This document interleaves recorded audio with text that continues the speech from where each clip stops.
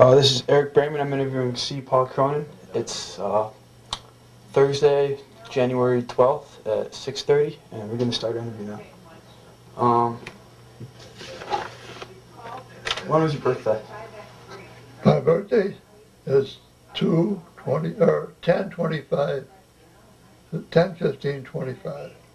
So how old were you when you heard about Pearl Harbor? 16, I think. Do you know what you were doing at the time? At the time, I was home. Yeah. How did you feel when you heard about this? I was upset a little bit. We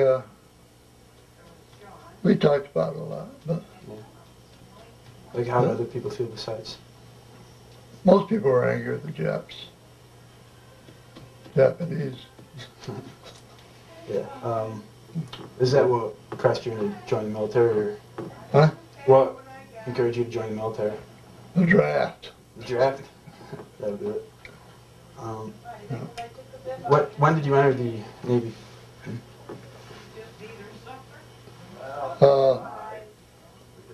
March 2nd, 1944. What was your training like? The Seaman.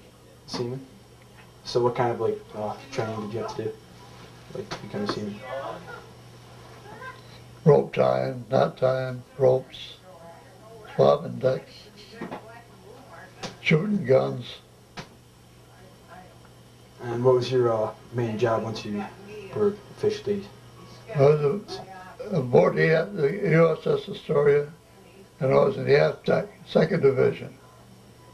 And one of my jobs was shooting the planes off with the catapults, firing 6-inch guns, 5-inch guns.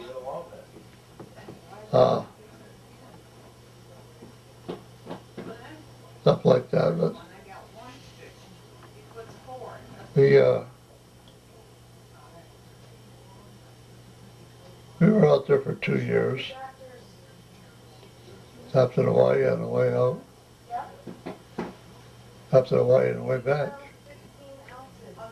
Where was the first time you were in any type of combat?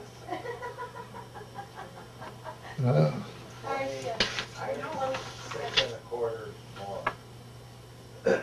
right off the chart. Tennessee. Formosa, Luzon, China Sea. Formosa airstrike. Luzon strike. Can't make these dates out. Luzon was part of the was in the Philippines. Yes, that was all Philippines.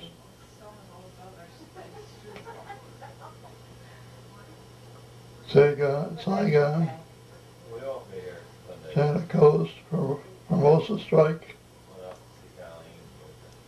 Okinawa strike, Where did you ship to Luzon? Iwo Jima, Oklahoma, Okinawa, Tokyo strike, Marine invasion, Iwo Jima bombardment, Tokyo strike, yeah,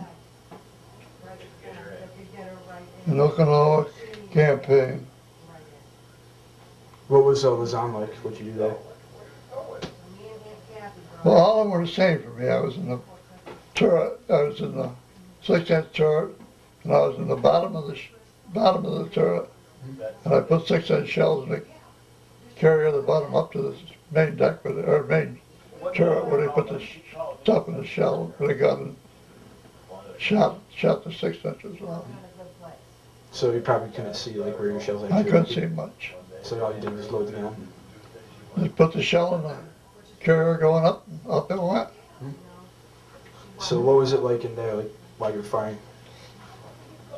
Like while you're inside the turret itself and the gun was firing? Well, he never got in the turret. I was on the bottom. Oh. And we just put them in the conveyor to bring them upstairs, or up the top deck. It was dark. It was miserable. We went there every morning and every night. They'd sound general quarters in the morning and we go down to the turret, and then they'd sound general quarters at night and we go down to the turret. And then after so many hours we could back up and go about our duties for the day, whatever they were. Yeah. When you were in any combat threat, what would your duties be like? What? Like if you weren't in combat, what would your duties be in the turret? Well, my duties were all in the turret, or we just stood watches in the 5-inch shells, the 5-inch turrets, which were aluminum, but they were smaller, but I used to shoot those guns off. You get something in the target, you push the button, the shell goes off, kaboom. It was, the worst of it was when you were being bombarded by airplanes. We didn't go into the 6-inch turret, you couldn't use them on airplanes. And we could see what was going on then. Did that add any more stress to all your stuff? Yeah, I had some pictures of it one time, but I don't know if I still got them, of what the combat was like. How many airplanes we shot down.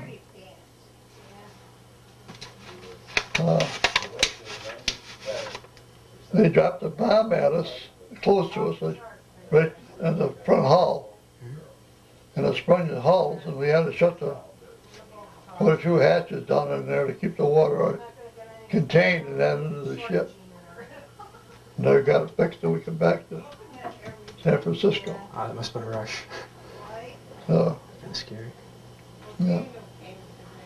But in the hallway, there's a picture of the Astoria. You can see the catapults on there. Could you describe the ship for me? What? Could you describe the Astoria? Like what it was like? Just a minute. This is the Astoria. What kind of ship was that? It's a light cruiser. The difference between a light cruiser and a heavy cruiser is we had 6-inch guns, the heavy cruiser had 8-inch guns. Otherwise, the ships were pretty much the same thing. And this was us back here. That where the catapults were? And this is that's the aft of the ships. And there's the catapults, and there's the crane. We pick them up after they land alongside of us. And you said they were for scouting? Like Scouting mostly, yes. They went out and see if they could find anybody floating in the water. Mostly scouting. Yeah. What type of duties was your ship assigned to, like to support the carriers and like, the rest of the ship fleets? We were with the USS Wisconsin. But not the carrier group we were in. Or the platoon group we were in with 4 ships and 8 cruisers or tin cans. Is that what they called cruisers, tin cans? No, that was the small ships, the destroyers. And they looked pretty small to us then, but today I guess they're even smaller. Oh. You want us to get in the picture? I guess.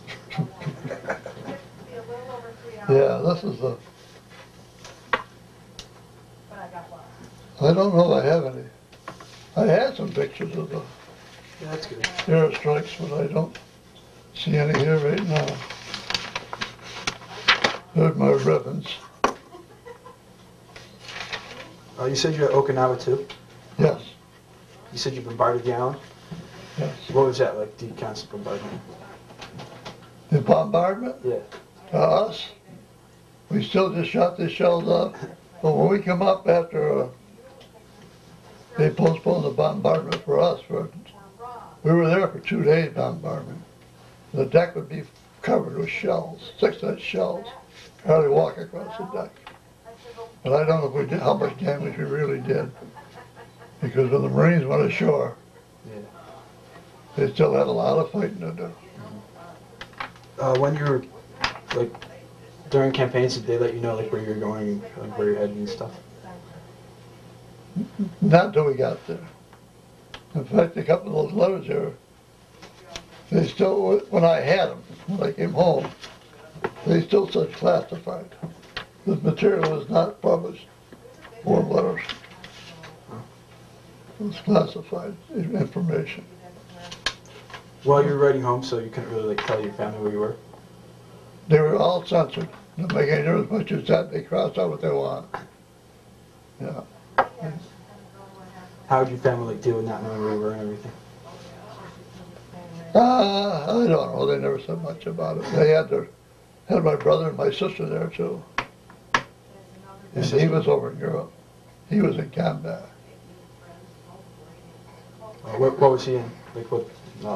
Who? French? My brother Yeah. was in the U.S. Army. He's a lieutenant. Oh.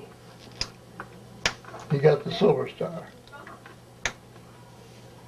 He's seen the most combat. And my sister was in the Waves.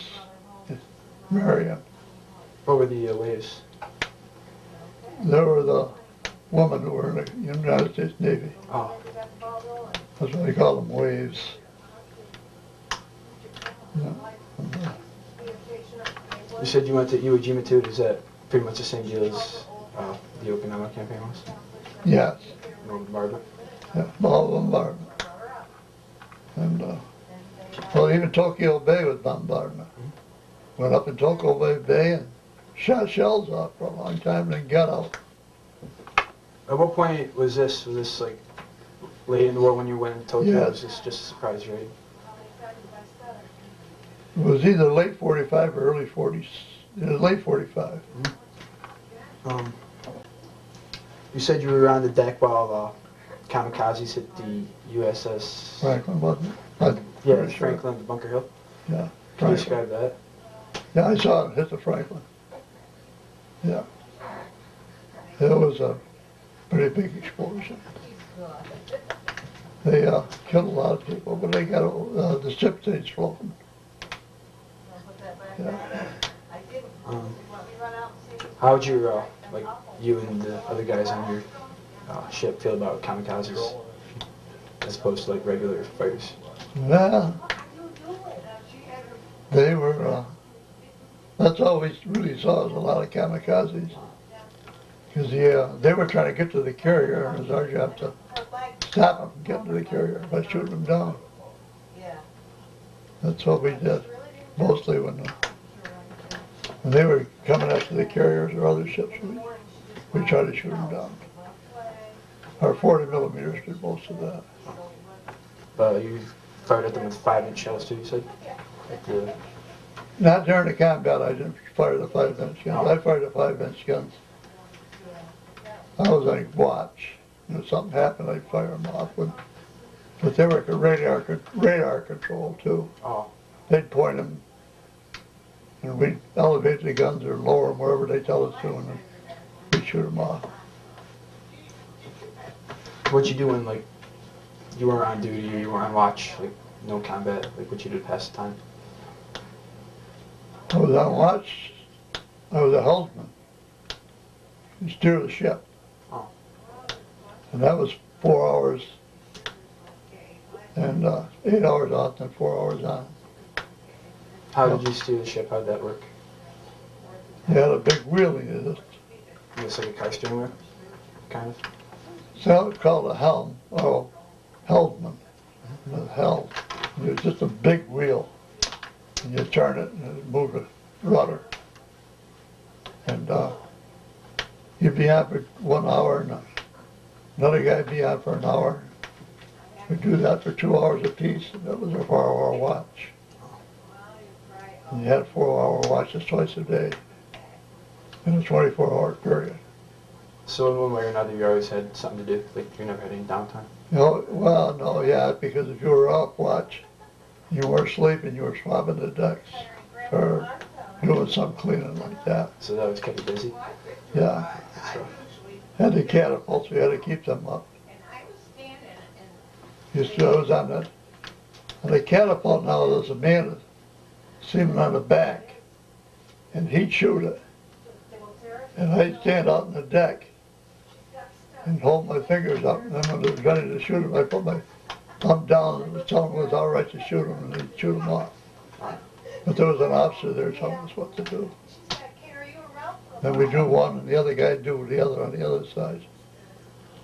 And then once you came back, you'd recover them with that crane you showed us. Yeah, they landed, we floated a net made out of rope. It's a net, and it was a hook in the center, and had a Y coming up to it. And then they just float that in the back of the ship, and the guy taxi up onto it, and he had a hook in his, he'd get hooked on, they'd drag him up alongside the ship and pick him up, put him back in the catapult. Did your pilots ever discover any, see anything while they were flying? The pilots what? Did your scout planes ever actually see anything? Find anything that helped?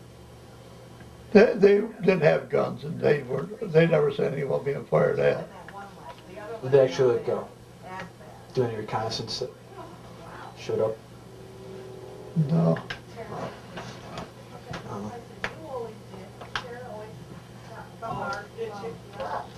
Yeah.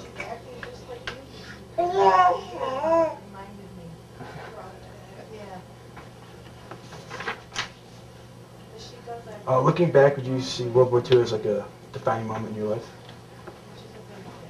Was that a defining moment in my life? Yeah. The whole war? Yeah. I think so. One of them was this gentleman right here named Dutch Dassler, the heavy-looking guy. He was on deck, and the guy dropped a shell at the ship, and he got wounded. Well, he got the Purple Heart out of that. Probably should have been court-martialed for being on deck. So he was where he was supposed to be, and a shell fell on and happened to... He was supposed to be below decks. Oh. That's bad luck. That's pretty bad luck right there. But he was the only one I knew that really got directly hit. So when your fleet came under attack, Japanese mostly focused on the carriers and everything? We came under attack because they were trying to get to the carriers, yeah. Yeah.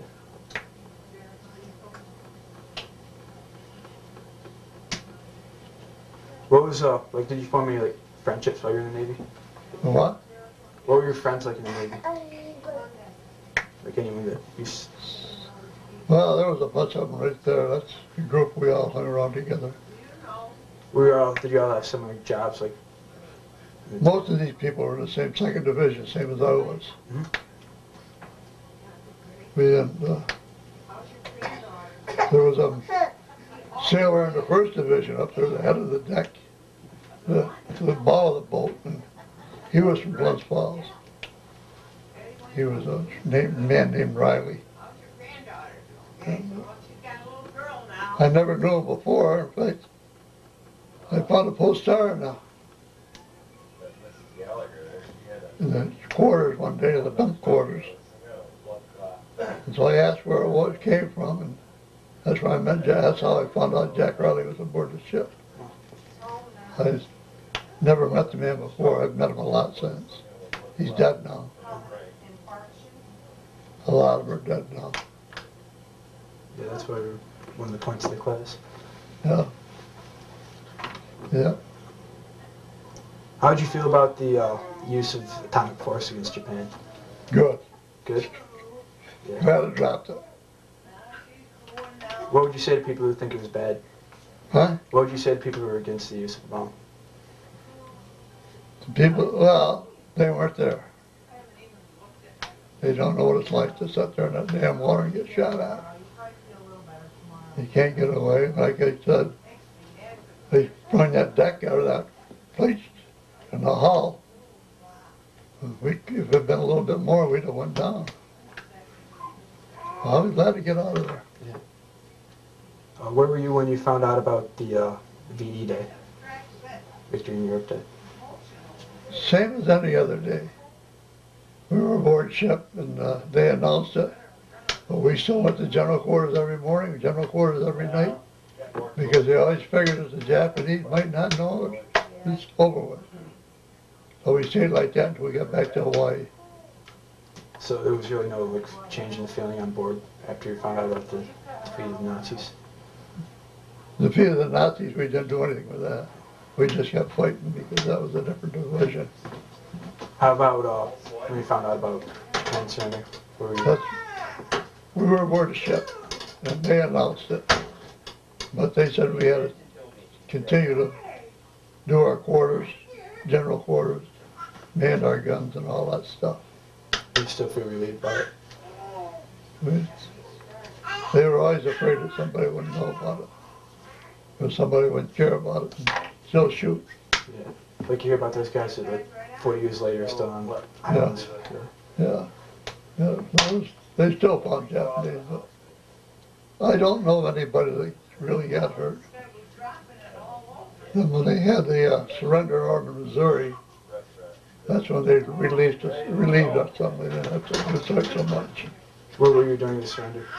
I was just aboard the Astoria. We weren't near the Missouri when they went aboard and surrendered. We just saw pictures of it. We're told about it. When did you leave service? 44. No, 45. 46. I got it. 4/23/46. So you're in for 4 years? 2 years. 44, 46. 2 years, 2 months and a day or something like that. What did you do after you left the Navy? After I got home, I went back to school, graduated high school. You joined the service before you left? I was drafted. Oh, yeah. I didn't have any choice in that. I just went. I was a seaman. I was a senior then, but I was drafted. When I came back, I went back and did my senior year again. I graduated from there. Did you go to college after that on the GI Bill? No, I didn't. No, after that I bought a few jobs and went to work. Like what'd you do after high school then? Like for work and everything? Well, the first job I got back in was the job I had when I left. The Harrison's department store, selling clothing.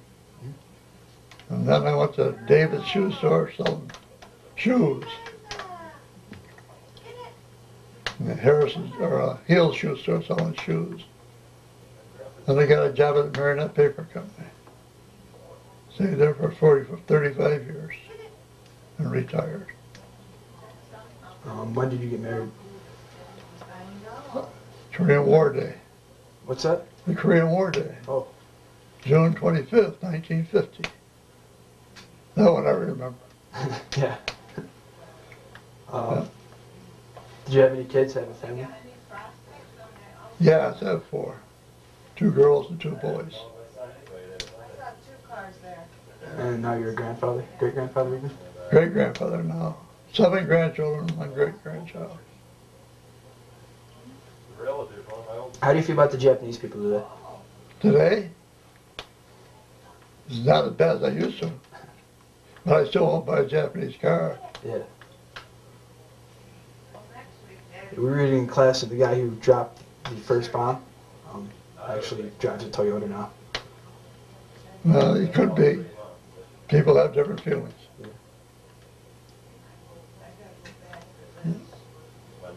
During your time in the Navy, did you ever see any of our commanders? And they are commanders? Yeah. Like any high-ranking people? No, I don't remember if I see Elmer Halsey or not. We were in his division one time. But that was another one of those phony things. We're in the 5th Navy, the 3rd Navy, all the same Navy. They just changed the names on them. So you kept having different, like, assigned to different task force and everything? Yeah, well, we were assigned to different task force, but we were all the same group.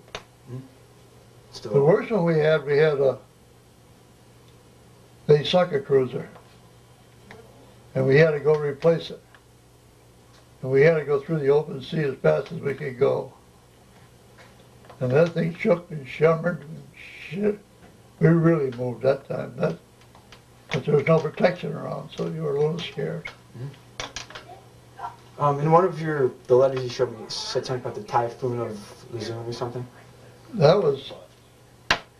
We were in the typhoon, and that was the one that Halsey pulled a mistake on and went the wrong direction. We ended up in the typhoon.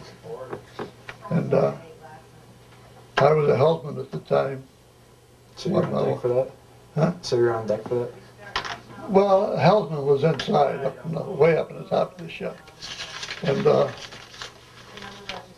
we were up in here someplace. And the waves come right over the top of us, right over the top of the ship. About how high is the ship, like height? Oh, that must be 60 feet or so. Wow. Those some big waves.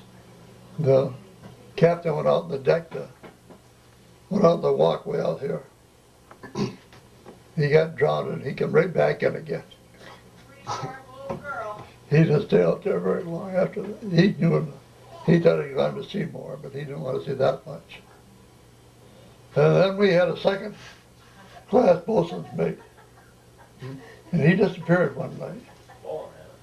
Never did find out what happened to him, but I don't know how he got sent overboard, but he disappeared. He was a miserable man. Like, at any time, do people get like shell shock or something like that? Not when we were there. I don't know what they did when they got home.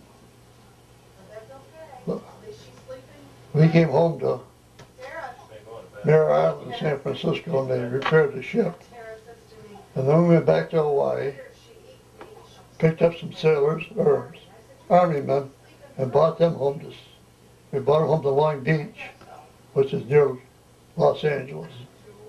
And we let them off. We did that 2 times, and maybe 3. And shortly after that, I got sent home and got discharged.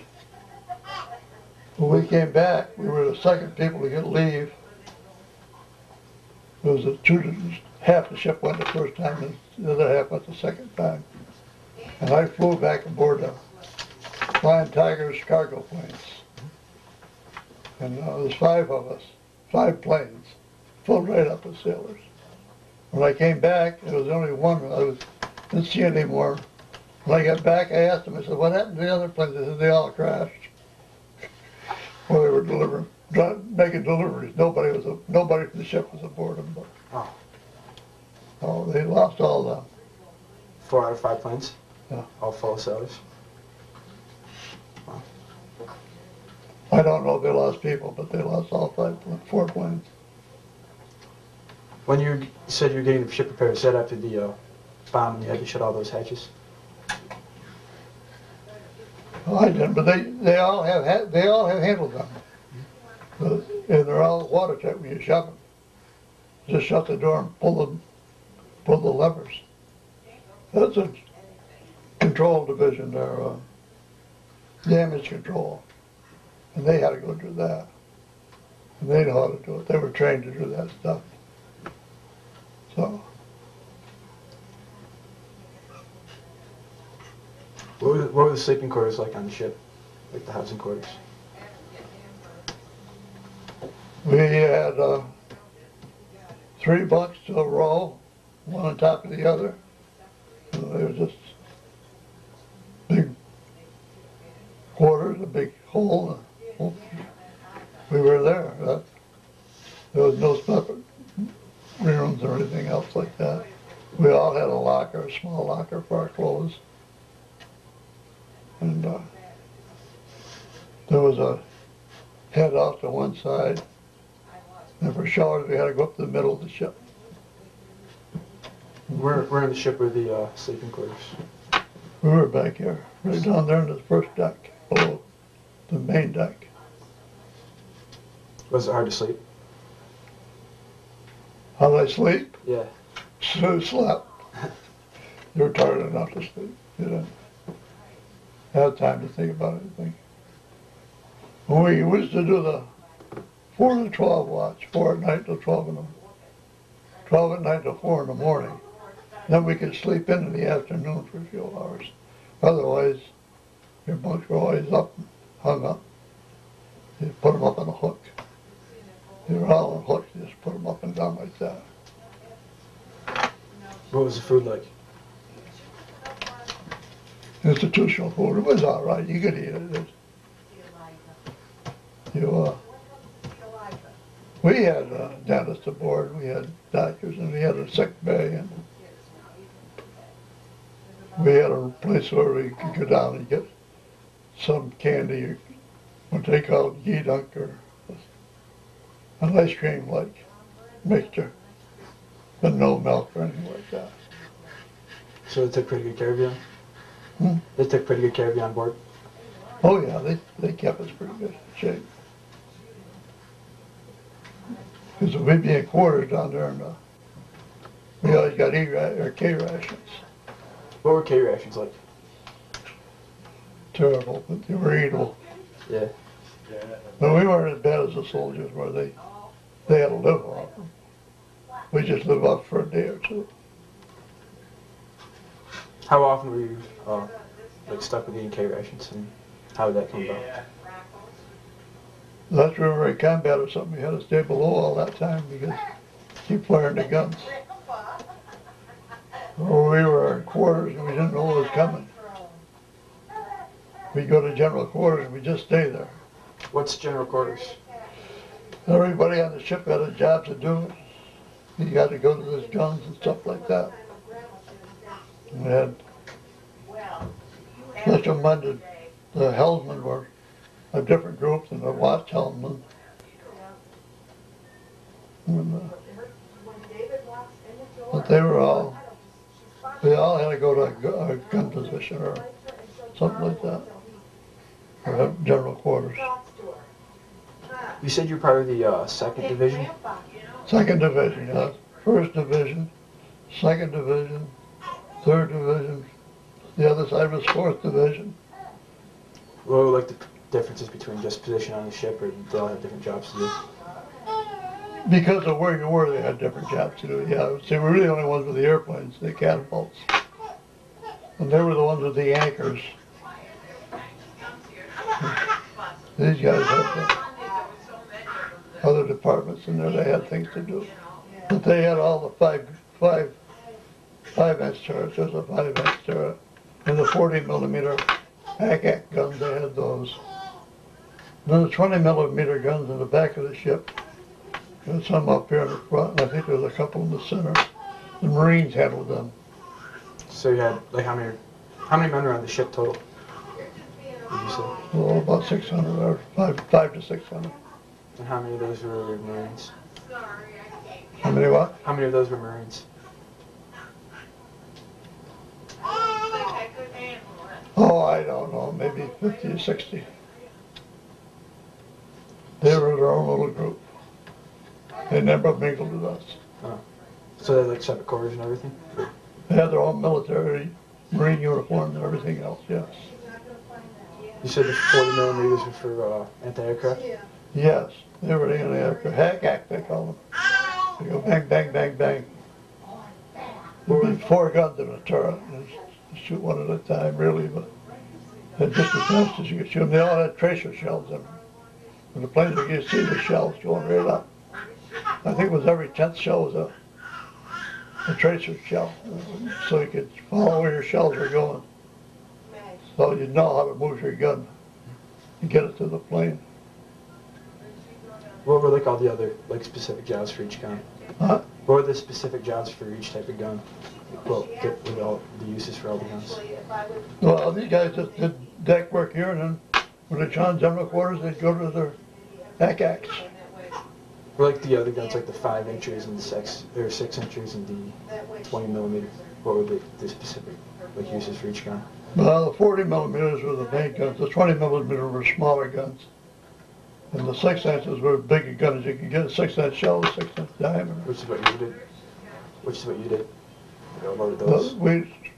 I loaded the powder going up. Somebody else was a next deck was the shells. They put the shells in the carrier and go up.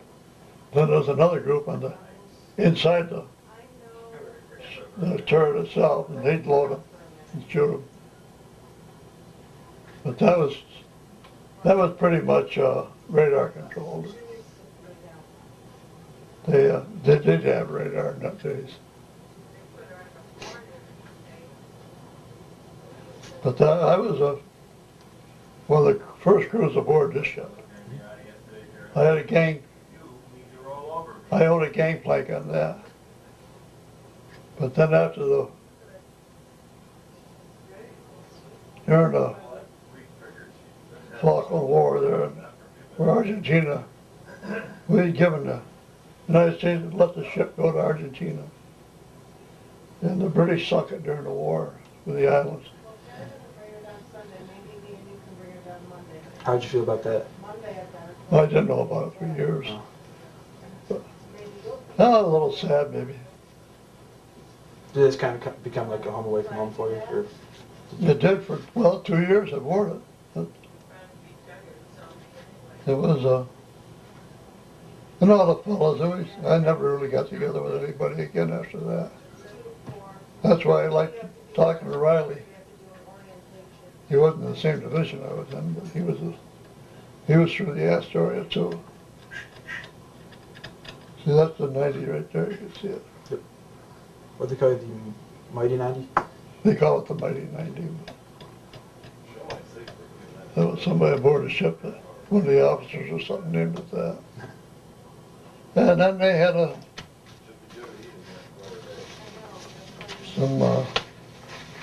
they had a little book. They used to put out these, there it is, in 1990, May 17th, August 45. And they used to have all these cartoons in there.